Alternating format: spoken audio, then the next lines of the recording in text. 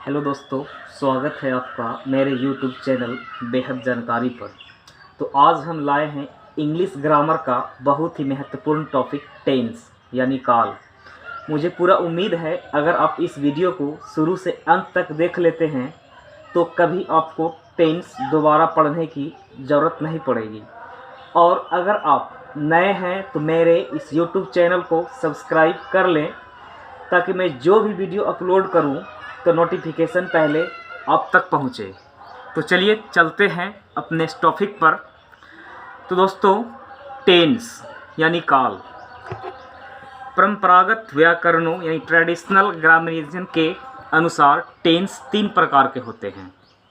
पहला present tense यानी वर्तमान काल, दूसरा पास्ट टेंस यानी भूतकाल, तीसरा फ्यूचर टेंस यानी भविष्यत काल। अब ये प्रेजेंट टेंस, पास्ट टेंस और फ्यूचर टेंस जो है, ये तीन का पुनः प्रत्येक का चार चार भेद है। तो आइए पहले देखते हैं हम प्रेजेंट टेंस यानी वर्तमान काल का चार भेद कौन कौन सा है। पहला है प्रेजेंट इंडेफिनिट टेंस, इसको हम सिंपल प्रेजेंट टेंस के नाम से भी जानते हैं। दूसरा है प्रेजेंट इम्परफेक्ट टेंस, इसको हम प्रेजेंट कंटिन्यूअस टेंस या फिर प्रेजेंट प्रोग्रेसिव टेंस के नाम से भी जानते हैं। तीसरा है प्रेजेंट परफेक्ट टेंस और चौथा है प्रेजेंट परफेक्ट कंटिन्यूअस टेंस। तो आइए सबसे पहले हम प्रेजेंट इंडेफिनिट टेंस या सिंपल प्रेजेंट टेंस के बारे में जानते हैं कि आखिर हम सिंपल प्रेजेंट टेंस को पहचाने कैसे, इसका पहचान क्या होता है। तो पहचान हिंदी वाक्य के जिस क्रिया के अंत में ता हूँ, ती हूँ, ते हैं, ती हो, ते हो, ती है रहता है, तो उस क्रिया का अनुवाद प्रायः प्रेजेंट इंडेफिनिट टेंस में होता है। जैसे पहला इसका रूल है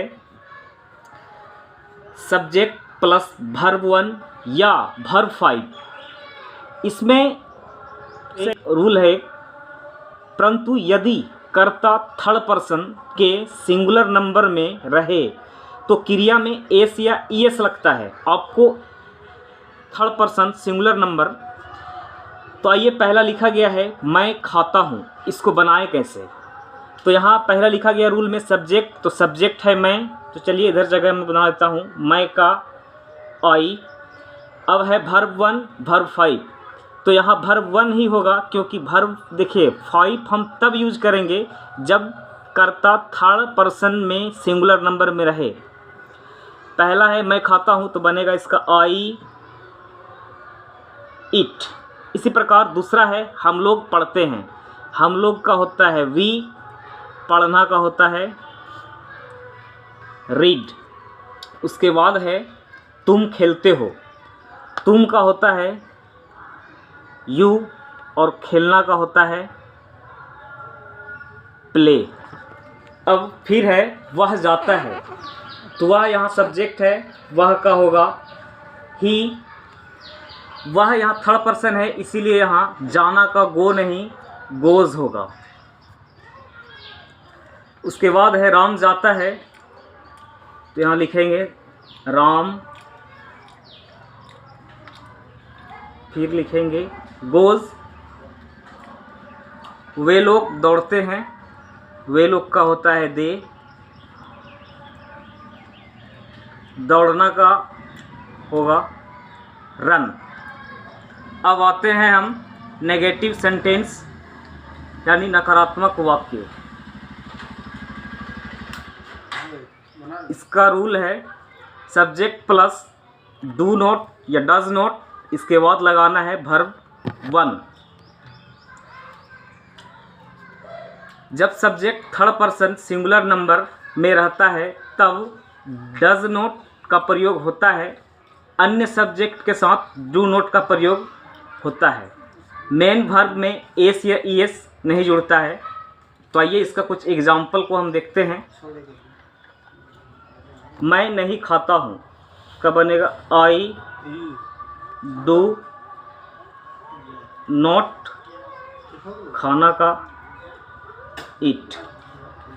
फिर है राम नहीं खाता है, तो सब्जेक्ट को लिखना है पहले, राम डज नॉट ईट। फिर है हम लोग नहीं पढ़ते हैं, हम लोग का होता है वी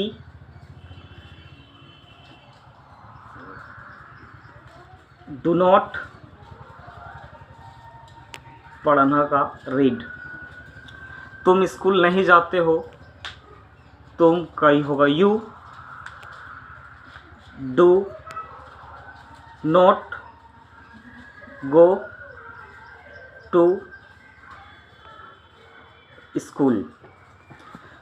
फिर है राम नहीं पढ़ता है, यहाँ होगा राम डज नॉट रीड। उसके बाद आता है इंट्रोगेटिव सेंटेंस यानी प्रश्नवाचक वाक्य। इसका भी रूल देख लीजिए, do does plus subject plus verb 1, उसके बाद प्रश्नवाचक वाक्य है तो यहाँ प्रश्नवाचक वाक्य देना पड़ेगा आपको।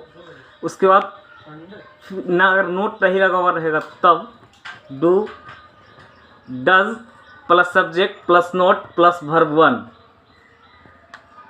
एग्जाम्पल,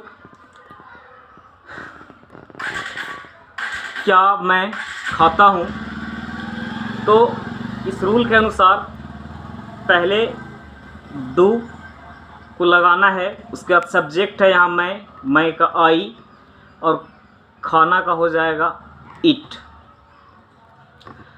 फिर उसके बाद है क्या राम खाता है,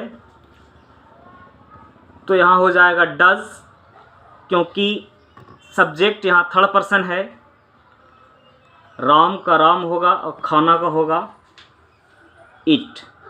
क्या हम लोग नहीं पढ़ते हैं, डू हम लोग का होता है वी,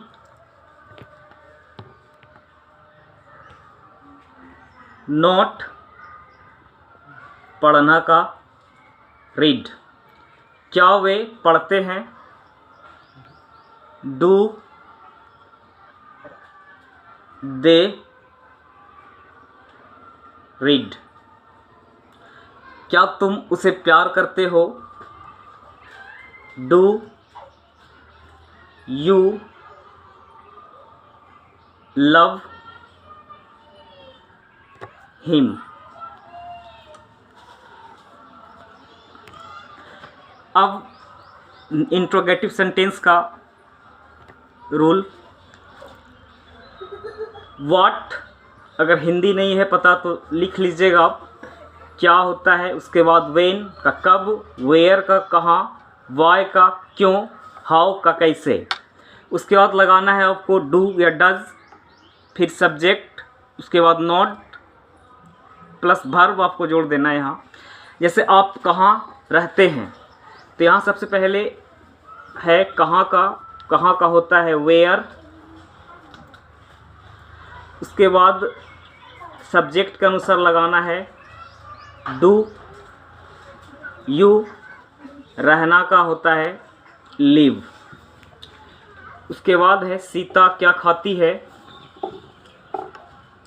व्हाट, यहाँ डज लगेगा सब्जेक्ट के अनुसार, क्योंकि सब्जेक्ट यहाँ थर्ड पर्सन है सीता। खाना का इट। तुम क्यों नहीं पढ़ते हो, why do you not read. तुम किन्हें पसंद करते हो, किन्हें का मैं यहाँ नहीं लिखाया हूँ, फिर भी लिख लीजिएगा यहाँ से आप, whom do you like। Ram school क्यों जाता है, क्यों का होता है why does Ram go to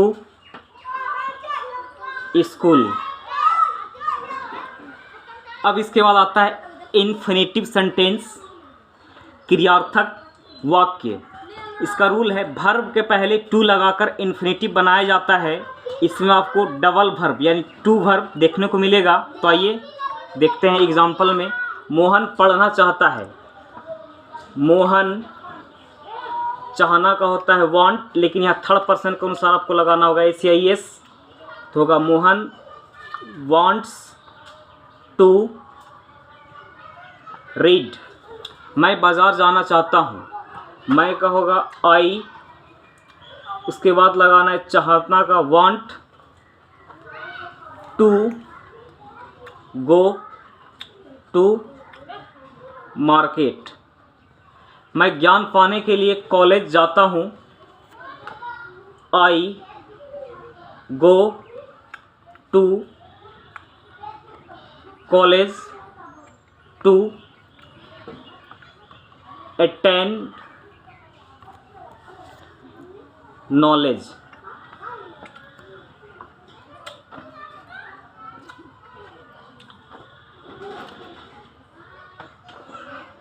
वह क्रिकेट खेलना पसंद करता है। He likes to play cricket. हम लोग पढ़ाना चाहते हैं। We want to teach.